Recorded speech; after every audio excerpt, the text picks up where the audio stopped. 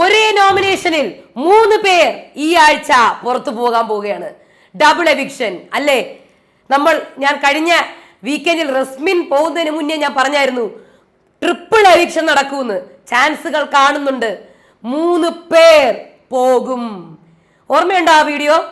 അതുപോലെ double eviction ആണോ നടക്കാൻ പോകുന്നത്? എല്ലാവർക്കും നമസ്കാരം. ഞാൻ നിങ്ങളുടെ സ്വന്തം രേവതി.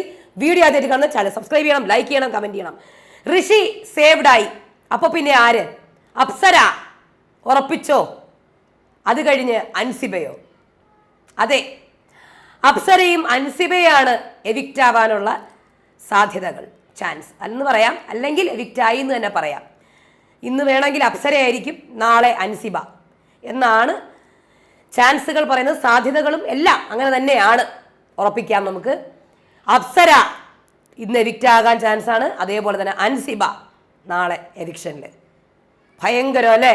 നമ്മൾ പറഞ്ഞ പോലെ തന്നെ ഒരേ നോമിനേഷനിൽ 3 പേർ. ഇനിയെങ്കിലും അടുത്ത ആഴ്ചയെങ്കിലും എല്ലാത്തിനെയും പിടിച്ച നോമിനേഷനിൽ ഒന്ന് ഇടുവോ? ഭയങ്കര കഷ്ടം തോന്നുന്നുണ്ട്. വാ തുറന്ന് വർത്താനം പറയണവരും എല്ലാം ഔട്ട്.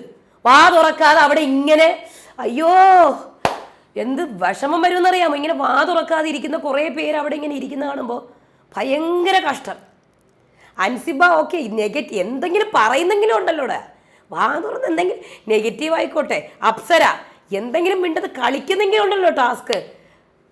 നമ്മളൊന്നും പറഞ്ഞിട്ട് കാര്യമില്ല. നമ്മൾ പറഞ്ഞിട്ട് കാര്യമില്ല. കാര്യം വോട്ടിംഗ് അങ്ങനെയാണ് വന്നിരിക്കുന്നത്. നോമിനേഷൻസ് പ്രേക്ഷകരെ പറഞ്ഞിട്ട് കാര്യമില്ല. പ്രേക്ഷകർക്ക് അവരുടെ ഇതനുസരിച്ചിട്ടല്ലേ പോകത്തുള്ളൂ. പ്രേക്ഷകർക്ക് അവരുടെ ഇഷ്ടമുള്ളവരല്ലേ അവർ വോട്ട് ചെയ്യുള്ളൂ. നമുക്കൊന്നും ഇത് പ്രശ്നമെന്ന് പറഞ്ഞാൽ ആദ്യം തൊട്ടുള്ള പ്രശ്നമാണിത്.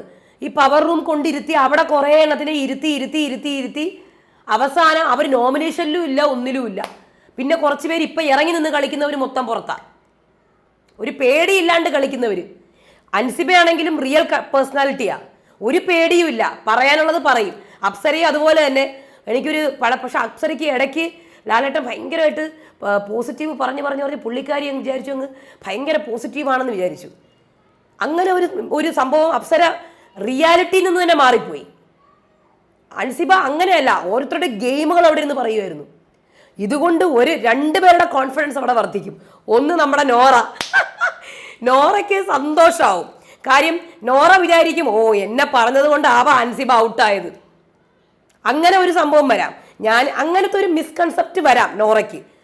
ഞാൻ അവിടെ പുറത്ത് ഭയങ്കര നെഗറ്റീവായിട്ടുണ്ടാവാം, അതായിരിക്കാം എനിക്ക് കൂടുതൽ ചാൻസുകൾ ഉണ്ട് എന്ന് നോറ വിചാരിക്കാം.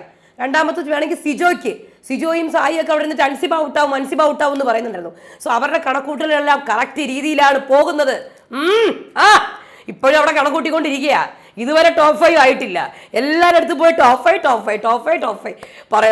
പറഞ്ഞ് മിക്കവാറും കളിക്കുന്ന ആൾക്കാരൊക്കെ പുറത്തു പോയി. ഇനി ബാക്കി ആരവിടെ ഉള്ളത് എന്നുള്ള രീതിയാണ്. അടുത്ത ആഴ്ച കാണാം ഇനി അടുത്ത ആരാണ് പോകാൻ പോകണമെന്ന്. ദയവ് ചെയ്തിട്ട് എല്ലാവരെയും പിടിച്ച് നോമിനേഷൻ ബിഗ് ബോസെ നോമിനേഷൻ പ്രോസസ്സ് വെക്കരുത്. ഒരു അപേക്ഷയാണ്.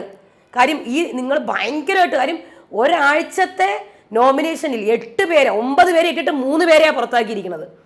9 പേരെ ഇട്ടിട്ട് ഞാൻ റസ്മിൻ്റെ എവിക്ഷന് മുന്നേ പറഞ്ഞതാണ് ഈ ആഴ്ച 3 പേര് പോകാൻ ചാൻസ് ഉണ്ടെന്ന്. അതുപോലെ തന്നെ എൻ്റെ അമ്മേ, ഞാൻ ഈ കഴിഞ്ഞ വീഡിയോയിലും പറഞ്ഞത് ഒരാൾ മതി. കാര്യം ഞാൻ കുറച്ച് കൂടുതലാണ്. 2-3 പേര്. റസ്മിൻ പോയി, അത് കഴിഞ്ഞ് പിന്നെ അപ്സര പോകുന്നു, പിന്നെ അത് കഴിഞ്ഞ് പിന്നെയും ഒരാൾ. കുറച്ച് കൂടുതലാണ്. പക്ഷേ വേറെ വഴിയില്ല, ഔട്ടാക്കിയേ പറ്റുള്ളൂ. പക്ഷെ നിങ്ങൾക്ക് എല്ലാവരെയും കൂടെ ഇടായിരുന്നു. കഴിഞ്ഞ സീസണിൽ ഇതുപോലെ വന്നിട്ടുണ്ട്. കുറച്ച് പേരെ വെച്ചിട്ട് 2 പേരെ പുറത്താക്കുക. എനിക്കൊന്ന് ഗോപികയുടെയാണ്, പിന്നെ വിഷ്ണുവിൻ്റെയും വന്നിട്ടുണ്ടെന്ന് തോന്നുന്നത്. കുറച്ച് പേരെ വെച്ചിട്ട് ഗോപികയുടെയാണ് 2-3 ആഴ്ച നീണ്ടു നിന്നു. അതിൽ കുറേ പേര് പോയി, ആഞ്ചലിൻ, അങ്ങനെ കുറച്ച് പേര്. അപ്പം എന്തായിരുന്നാലും ഇതിനകത്ത് അപ്സര അൻസിബ ഔട്ടായതാണ് അറിയുന്നത്. അത്രേ പറയാനുള്ളൂ. അപ്പോൾ എന്തായിരുന്നാലും ഇനി ബാക്കിയുള്ള സംഭവങ്ങൾ കണ്ടറിയാം. ഇനി ബാക്കി കളിയുടെ ഗതി. പക്ഷെ അപ്സര അവർ പ്രതീക്ഷിച്ചിട്ടുണ്ടാവില്ല. അപ്സര അവർക്ക് ഷോക്കിംഗ് ആയിരിക്കും.